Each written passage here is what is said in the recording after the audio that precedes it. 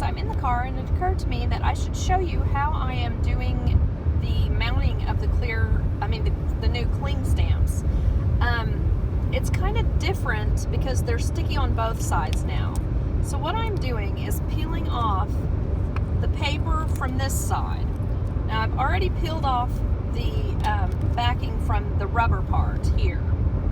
And what I do is use this to mount the stamp, because then it seems like I do a better job, maybe not while I'm videoing, but of getting the stamp in the right place.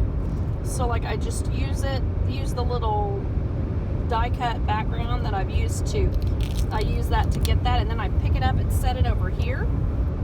So you can see it's pretty easy to get them up.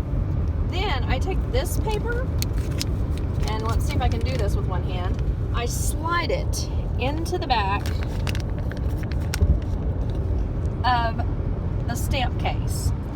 Then I use that the way I used to use the red rubber to keep track of what stamps are supposed to be there. Now I use this backing piece of paper to keep track of what stamps are supposed to be there. And it still works pretty well. I mean, it's going to be easier in case you need to slide something under here in order to get your stamp out. It's going to be so much easier to use a tool to get under there than it would be if you had your red rubber all around it. Thanks for watching. Bye-bye.